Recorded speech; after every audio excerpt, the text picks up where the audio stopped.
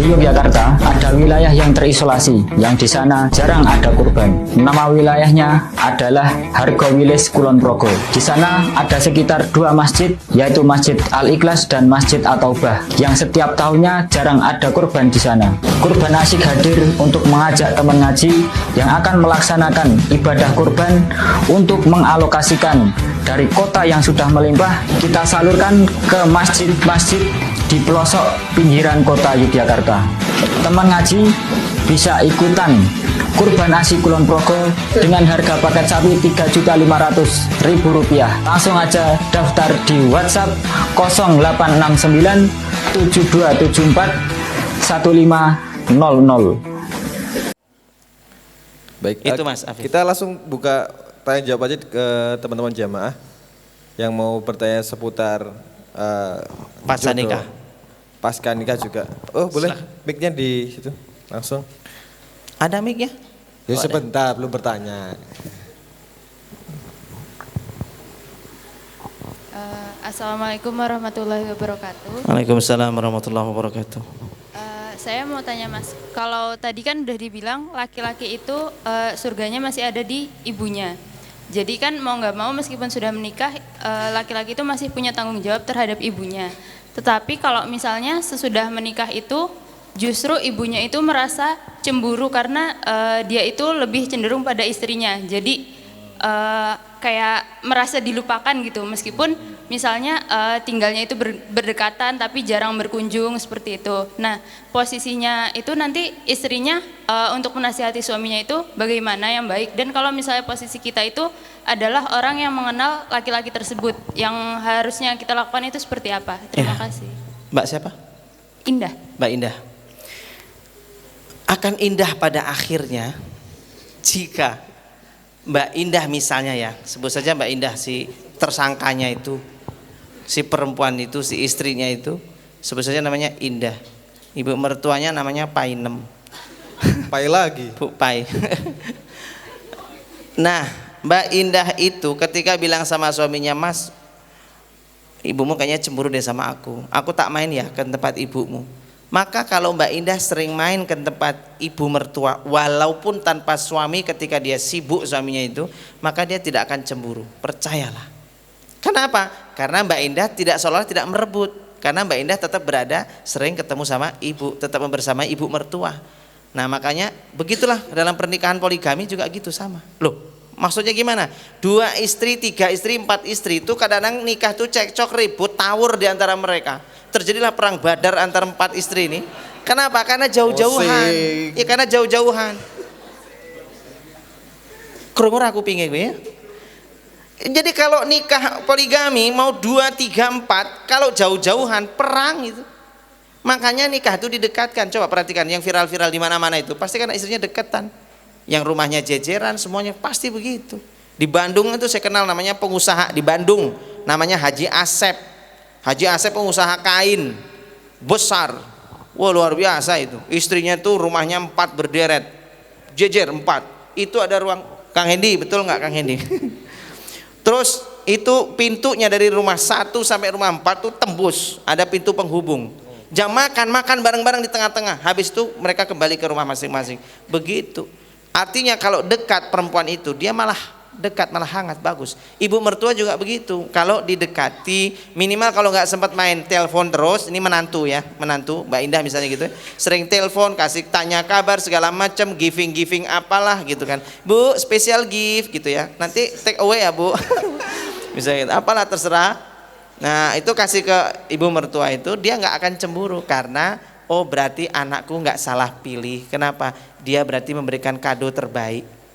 Apa? Berupa menantu yang sangat perhatian sama aku. Dia nggak akan cemburu. Gitu ya resep caranya insya Allah. Taib. Ada lagi? Ada door prize? Ada. Kasih.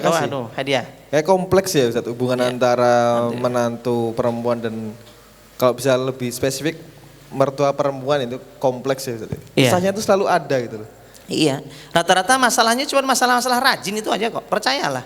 Rata-rata menantu yang ribut sama mertua itu cuma gara-gara menantu itu kurang rajin, males, ongkang-ongkang segala macam. Namanya kan masih hamil Pak Ustadz, apa-apa kan jadi enak, males Pak Ustadz. Tapi ibu mertua saya ngomel terus Pak Ustadz, saya harus bagaimana? Ya sampaikan ke suami supaya suami nasihati ibunya, maksudnya nyampaikan ke ibu supaya jangan sampai banyak menuntut istri saya mah gitu, istri saya lagi hamil gitu. Hamil, ibu dulu hamil juga ya-yaan kemana-mana. Ibu dulu hamil juga bisa manjat pohon ibu. Dek, apa? Ibuku bilang katanya dulu waktu hamil juga bisa manjat pohon. Ah, ibumu munyok kok ya. Aduh, kalau udah gitu malah ribut. Sun gokong. Ibu munyok. Tahu munyok ya, keras sakti. Nah, jadi pada suami ini nasihat buat laki-laki, semua laki-laki percaya. Antum kalau nikah, jadi suami itu harus tegas. Kalau tidak bisa tegas, antum akan kesusahan dan keteteran memimpin rumah tangga, percayalah. Presiden itu kalau nggak tegas, wah, utang bisa banyak.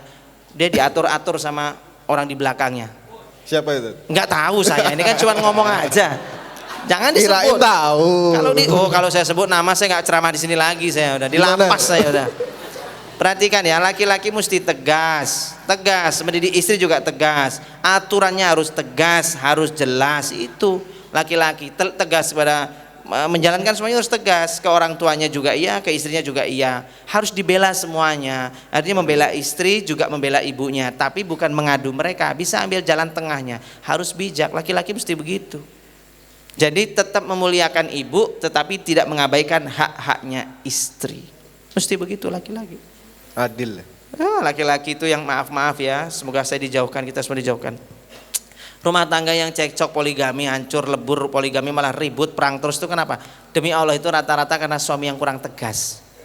Dan saya dapat curhatan itu masalah suami yang poligami, rumah tangga hancur-hancuran itu masalahnya pasti sama. Suaminya orangnya kalem, diem, tapi menghanyutkan, kayak Sungai Ciliwung lah kira-kira gitu. Diam tapi menghanyutkan gitu kan. Nah kalau suami-suami begitu itu nggak bisa. Untuk poligami nggak bisa. Poligami itu harus tegas, jelas gitu.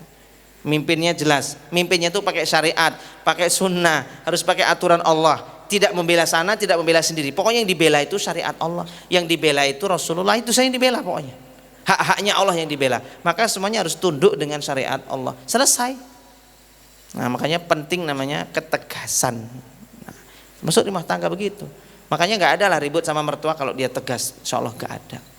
Itu kan istri ditindas sama mertua itu suami nggak bisa belain. Nah itu payah kalau suami kayak gitu, payah, susah. Makanya suami mesti kalau istrinya diomelin terus sama mertua, tolonglah suami harus bisa mengambil jalan tengah, solusi. Jangan sampai istrinya dibiarkan kon sabar nganti modar, itu jangan sampai. Kasihan. Gitu ya. Baik, ada lagi pertanyaan? Ada lagi mungkin.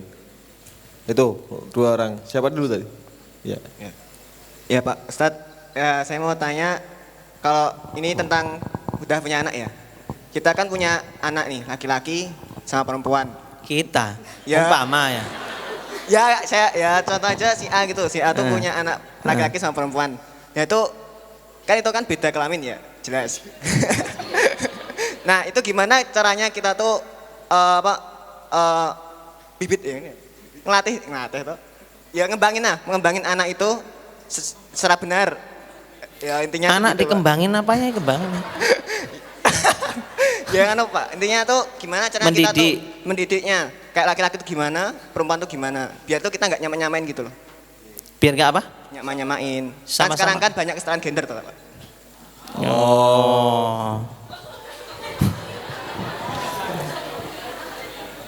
Apa sih maknanya setara gender itu? Maksudnya itu setara dalam hak-hak tanpa melupakan fitrah. Itu baru namanya kesetaraan gender itu di situ. Tetap tidak melupakan fitrahnya.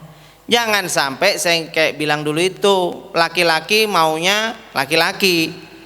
Perempuan maunya, Mas kita kan kesetaraan gender lah. Gini. Oke, kalau gitu kamu yang kerja, aku tak di rumah.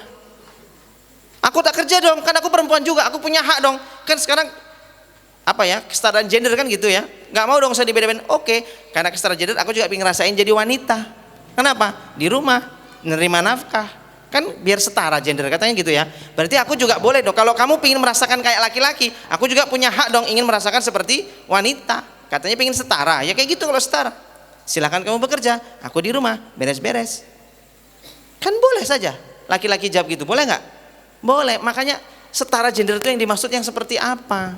Jangan lupa fitrah. Kalau laki-laki ya fitrahnya dia yang mencari nafkah. Perempuan tidak wajib. Kalau dia mau kerja boleh, asal ridho dari suaminya. Begitu pula mendidik anak laki-laki dan anak perempuan sama. Ya fitrahnya tetap ada fitrah-fitrah, ada bagian-bagiannya. Kalau antum tanya bagaimana jelasin mendidik anak, jelasin nikah aja antum paling belum paham, masih jauh kelas 2 SMA. Ya, antum bayangin nikahnya dulu aja masih susah, masuk mikirin anak itu. Ya nikahnya dulu aja gitu. Tadi intinya kalau saya pribadi mohon maaf ya, teori didik anak itu nggak banyak-banyak. Di antara yang saya lakukan adalah, satu, saya harus memberi keteladanan. Dua, rajin ngobrol. Saya sama anak saya itu rajin ngobrol, terus seneng banget ngobrol. Saya ngobrol dengan mereka tuh seneng. Mereka juga ngobrol dengan saya seneng ngobrol. Yang ketiga, sering menciumi mereka. Baik laki-laki atau perempuan, sering menciumi mereka. Bahkan ada pendapat dari para psikolog itu, termasuk beberapa dokter-dokter itu, mereka mengatakan gini, mengatasi anak yang bandel adalah sering mencium dia. Dengan sering mencium anak yang bandel, maka dia akan lebih tunduk patuh. Jadi sering dicium anaknya gitu ya. Jadi apa satu tadi? Pertama, kita kasih teladan ya. Yang kedua, rajin ngobrol. Yang ketiga, cium. Sering mencium. Yang keempat, sering mendoakan di pangku. Misalnya gini contohnya, sini Bib, tak pangku. Saya begini ke anak saya. Yuk doa dulu yuk. Ya Allah, jadikan Habib, anak saya namanya Habib Rizik. Ya Allah, jadikan Habib anak soleh. Amin. Kamu yang aminin ya dek, aminin ya. Ya Allah, jadikan Habib anak soleh. Amin.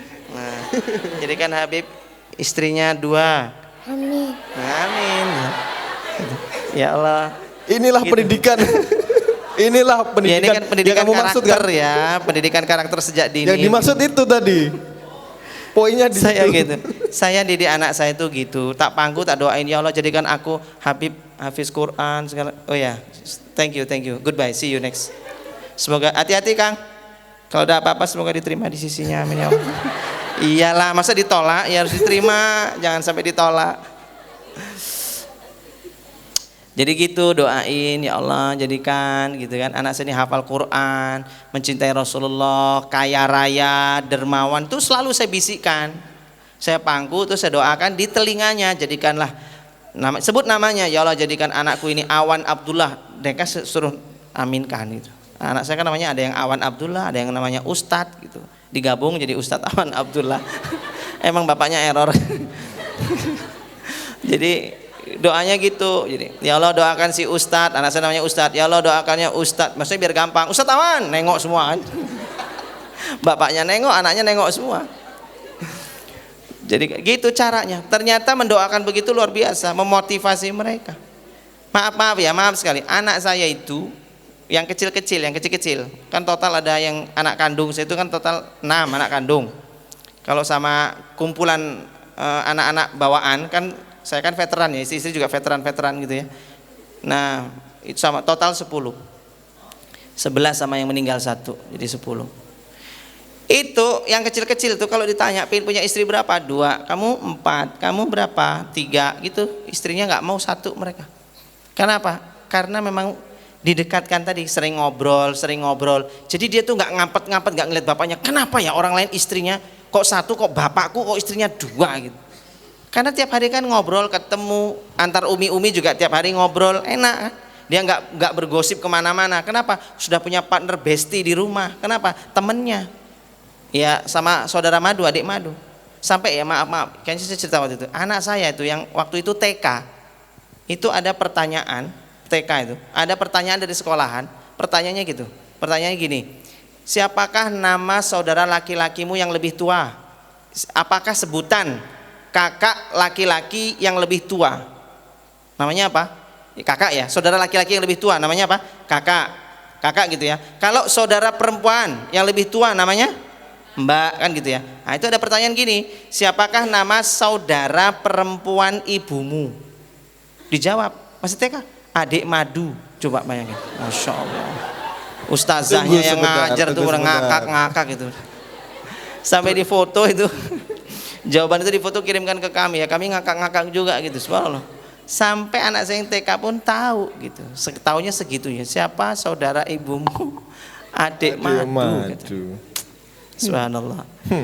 Artinya mendidik anak itu gitu, didekatkan, sering ngobrol. Yang penting itu sering ngobrol. Meskipun anak itu pendiam tapi sering ngobrol. Wah anak saya gini, bah ngapa? Hari ini ngapa? 4 cewek suka sama saya bah. Masya Allah. Kamu kelas berapa sih kak? Kok udah banyak yang suka-suka? Kelas 4. Oh. Kelas 4 ya. Ya Allah, pantesan kelas 4 sudah banyak yang suka. Kamu udah suka sama siapa? Aku suka sama itu. Terus, tapi dia kayaknya nggak suka sama aku. Terus, aku suka sama yang satunya lagi. Terus, dia juga suka sama aku. Alhamdulillah. Berarti kamu bertepuk sebelah tangan? Enggak. Alhamdulillah, saya suka, dia suka. Ya wes, tapi kamu jangan maksiat. Nggak boleh maksiat. Tahu adab-adabnya, aturannya. Kalau cinta kan nggak apa-apa ya. Mencintai kan fitrah. Saya dalam hati muhasabah, ya Allah anak saya kok kecil-kecil udah cinta-cintaan. Saya muhasabah, oh iya saya dulu masih TK ya, Masya Allah ini anak saya udah SD kelas segitu. Agak terlambat mereka anak saya ini ya Allah gitu. Saya aja TK, dia mulainya SD kelas 4. Sebuah plot twist. Ya intinya sering ngobrol ke anak ya, sering ngobrol. Dan nah ini penting juga, apa itu? Sering dibuat acara kajian di rumah, taklim. Kalau istilah kalau orang jamaah tablik namanya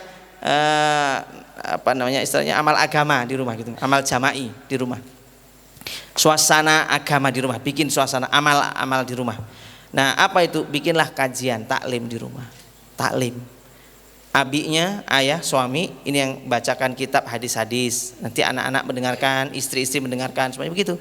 Nanti istri mendengarkan gitu, anak-anak dengarkan, bahas gitu. Dan sering kayak gitu, bisa sering kayak gitu. Kalaupun nggak baca hadis, tapi minimal seorang ayah ini sering diskusi agama itu penting sekali, supaya anak itu tahu. Nah lihat tuh nak, ada yang buat aurat, jangan dilihat, dosa, maksiat, jangan dilihat, jangan lihat. Abah aja mewakili, kamu nggak usah. Ya nggak boleh lah, nggak boleh. Jangan gitu, jangan bercanda. Kalau orang kayak gini jangan bercanda, nanti anaknya juga begitu nanti dia.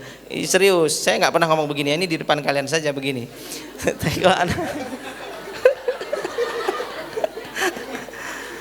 Kalau ada yang kayak gitu nak, jadi nak itu aurat nak, nggak boleh ya nak. Didoain aja ya Allah semoga dia dapat petunjuk, semoga dia dapat hidayah gitu ya. Semoga nanti kita keturunan kita semuanya nggak ada yang seperti itu gitu. Doanya gitu. Jadi setiap ngeliat ada pemulung, ngeliat ada orang susah, pengemis, orang terseok-seok jalannya pincang, cacat, jangan diketawain. Nah ajari mereka tuh, doakan semoga Allah berikan dia kesabaran, yang sabarnya itu atas ujian ini tidak diganti kecuali surga. Beri dia petunjuk hidayah, dan semoga Allah tidak menimpakan takdir itu kepada kita dan keturunan kita. Itu yang diajarkan Nabi SAW. Maka barang siapa yang mengucapkan doa itu, dia tidak akan terkena balak dan musibah itu, meskipun dia berada di tengah rumah dikepung api dari seluruhnya itu rumah itu, dia berada di tengah-tengah, niscaya dia tidak akan terbakar. Begitulah perumpamaan kepada orang yang berdoa seperti tadi itu doanya. Ya Allah berikanlah dia petunjuk, kesabaran atas ujian itu, dan jangan kau timpakan itu kepadaku, keluargaku. Jadikan kami hamba-hambamu yang bersyukur.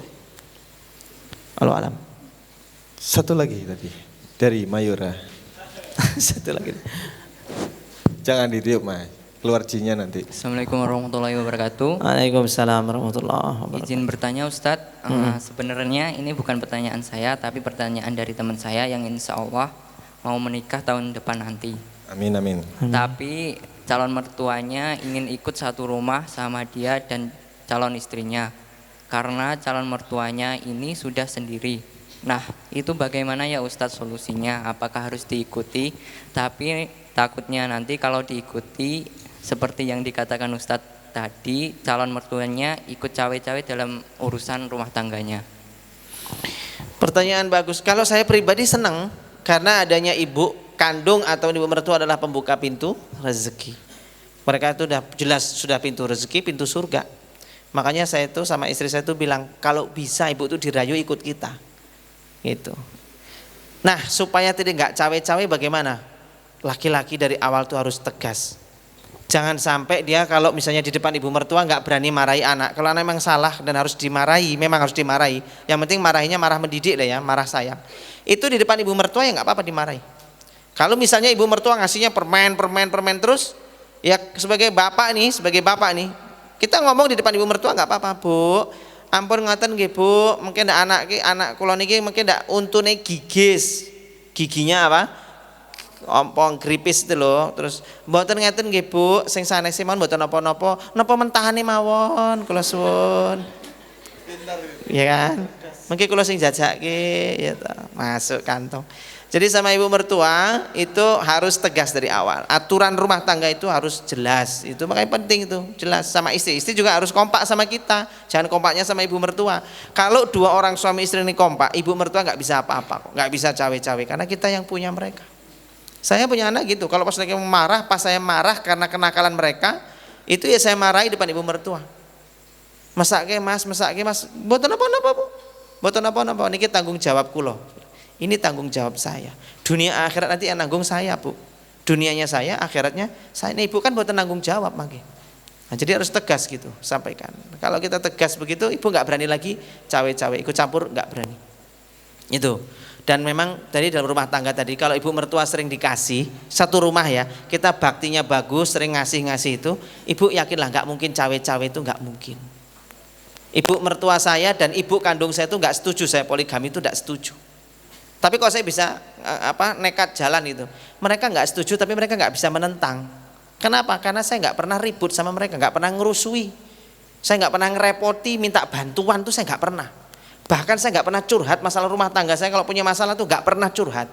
Sehingga mereka tuh nggak bisa mau masuk lewat celah mana. Setiap punya masalah nggak pernah cerita kok. Ibu saya tuh nggak pernah tahu masalah saya kayak apa pun, nggak pernah tahu. Sehingga kalau saya pas mau poligami itu saya nggak minta izin, tapi minta doa restu. Bu, saya sama Dewi bersepakat mau nikah lagi ngambil adik madu. Jadi ini ceritanya nelpon ibu mau minta doa restu. Wan, apa Bu? Jan-jane Wan. Karena kowe njaluk doa restu ya wis tak restoni, wong kowe njaluk restu. Asline ibu ki ya ora setuju. Ning kowe iki mau njaluke doa restu ya wis arep piye meneh tak restoni. Karena kalau minta izin, Bu, aku poligami njaluk izin. Ora tak izin ke. Terus kita stagnan dong. Nggak bisa berbuat apa-apa dan nggak bisa bergerak. Makanya saya bukan minta izin tapi minta doa restu. Pun Bu, insya Allah kalau mboten maksiat kepada Allah, kalau mboten maksiat. Nah, akhirnya nikah. Setelah menikah, ibu saya sama ibu mertua berkongsi.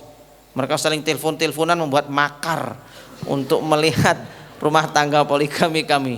Akhirnya mengutuslah mata-mata untuk memantau rumah tangga kami, adakah prahara atau tidak. Masya Allah, alhamdulillah. Dulu saya ingat sekali dulu pas awal-awal nikah itu ibu bilang begini, kowe Wan nek balik neng Bengkulu, ibu saya kan di Bengkulu. Nek kamu nanti pulang ke Bengkulu, kamu ajak istrimu si Dewi, istri pertama, kamu ajak Dewi. Tapi si Ida nggak usah diajak. Ibu nggak mau ketemu dia. Ibu belum siap. Oke Bu, saya bilang gitu. Sama ibu mertua, ibunya Mbak Dewi istri pertama juga gitu sama. Nek Rene nggak usah ngajak Mbak Ida. Istri kedua namanya Mbak Ida. Ada sih namanya Ida? Ada namanya Ida? Berarti Anda berpeluang dan berpotensi. Selamat Mbak Ida. Loh. Ada loh. Ada. Nah terus akhirnya apa? Dari situ saya seizin Allah. Karena rumah tangga poligaminya Masya Allah ya, karunia Allah itu harmonis. Maka akhirnya ya sudah ngelihat dengan mata kepala sendiri kami harmonis, tidak ada cekcok, tidak ada prahara, tidak ada ribut, akur-akur, kompak, bismillah ya. Akhirnya ya sudah, ibu kalau nelpon tuh mesti nelpon pengen ngobrol sama Mbak Ida. Selain sama Mbak Dewi ngobrol juga sama yang kedua. Bahkan ibu yang di sini juga ya, ibu mertua juga gitu. Sering nanyain, kadang-kadang suruh ngajak main ke sini bareng gitu. Tidak ada ribut-ribut. Kenapa ya? Tadi itu awalnya jangan banyak curhat. Kalau curhat itu buka aib. Jangan curhat sama orang tua. Curhat sama ahlinya aja. Kalau mbak-mbak curhat apa coba? Bu, ngopo? Ternyata Bu, Mas Apri, suaminya misalnya namanya Apri. Ngopo Apri? Ya Allah Bu, ternyata utangnya oke, utangnya banyak, keset, meneh pemalas lagi. Coba kalau itu cerita sama ibumu Mbak. Ibumu akan bilang apa? Ya Allah no itu panggilan untuk anak perempuan. Ya Allah no. Ibu memang sudah punya firasat sebelum kamu nikah dulu. Ekspresinya dapat. Ya Allah, dulu tuh nggak ada firasat. Tiba-tiba munculnya sekarang firasat. Ibu sudah punya firasat. Rusak. Ya, jangan cerita, jangan cerita. Sama mertua itu minta nasihat yang selain aib rumah tangga itu boleh. Misalnya mau buka usaha, minta nasihat boleh, gitu ya. Mau pindah rumah di mana gitu, minta nasihat boleh. Tapi jangan masalah rumah tangga, jangan yang lain aja. Untuk menjaga aib pasangan kita. Begitu Mas. Taib, ini ada apa? Door prize iya. ditambah yang ini. Ntar saya mau ngasih door prize buat yang paling jauh. Siapa nih yang jauh? Jangan kota asal ya. Kalau kota asal tadi dari Papua pasti dapat ya kan? Iya. Mana yang di sini Coba. ngekos lah atau mungkin tinggal yang paling jauh. Mbak mana Mbak? Saya Sayegan. minggir. Ada Mbak lebih jauh? Kebumen. Tadi Langsung. dari Kebumen ke sini. Naik apa? Buruk. Oh, naik motor sama siapa? Hah? Sendiri Ustaz. Sendiri berani? Nggak ada suami? Aduh, kalian gimana tanggung jawabnya? Masya Allah Mbak, ini udah izin sama keluarga, nggak apa-apa sendirian. Oh nanti nginep tempat teman, terus besok pulangnya gitu ya. Temannya laki-laki, oh perempuan ya. Sembarangan. Iyalah perempuan lah, alhamdulillah ya, masya Allah ya dari Kebumen. Ada lagi yang ini tawar-tawaran ya, ada yang lebih jauh dari sini. Kebumen. Tadi berangkat nggak ada. Masya Allah, Mbak siapa namanya? Nggak ada, yang lebih jauh nggak ada ya. Mbak siapa? Himalaya bukan? Kan, oke, baik Mbak saya kasih buku ini ya, hadiah, semoga bermanfaat. Masya Allah. Taib. Pin tolong Pin. Ini Pin nih. Saya terima gitu. Silakan Mas Afif. Ya ini ada juga door prize tadi dari Papap buku. Ada 4, tadi ada berapa orang yang bertanya? Angkatan 1, 2, 3. Silakan, Pin. Iya dong. Oh, nggak boleh. Nah ini sisa 1 nih, ini buat siapa ini? Tadi kan yang paling jauh 1 lagi. Mbak. Ini saya kasih buat yang paling muda. Bukan ini deh. Yang ini jamaah yang paling muda siapa? Ayo. Yang paling muda. Ya, usia berapa Mas? 17. Tanggal lahirnya? Tanggal lahir. 2006. 16 Februari 2006. Ada yang lebih muda dari sini? 2020. Ayo. Kami ini Sian. Ada?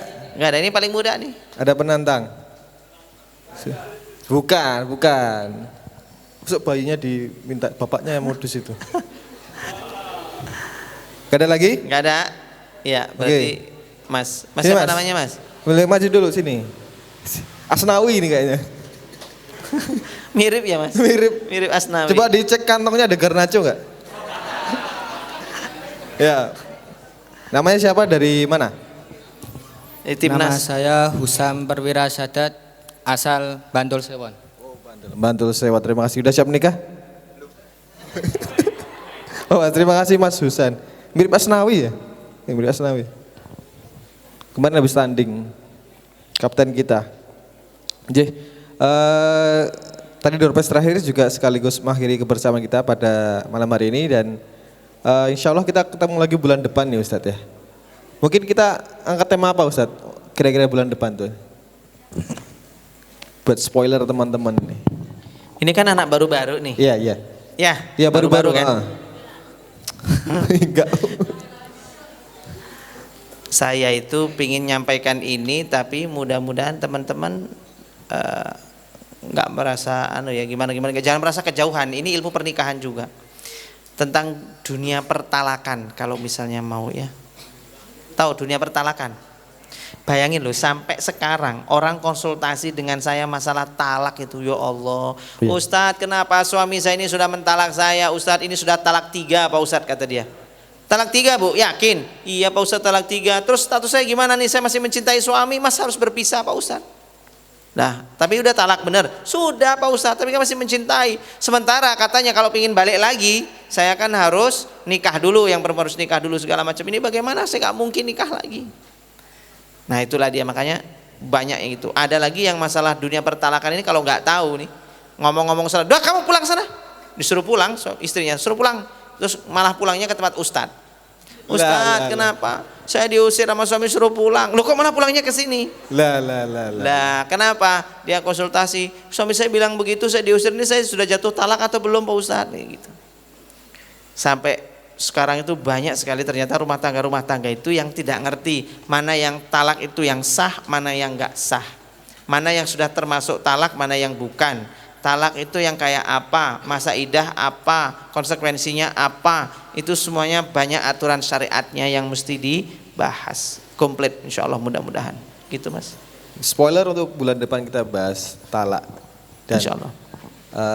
perintilannya ya. Terima kasih teman-teman, jazakumullah khairan kasiron telah bersama kita di kajian asyik, dan tak lupa kita ucapkan jazakumullah khairan kasiron kepada guru kita Mas Awan Abdullah telah membersamai kita, telah menjawab juga tadi kegelisahan teman-teman seputar perjodohan, seputar pernikahan. Semoga apa yang kita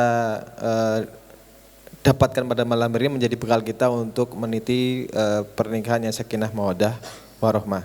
Amin ya rabbal alamin. Oke, begitu itu ada bakpia, isinya bukan cyanida jadi aman, silakan.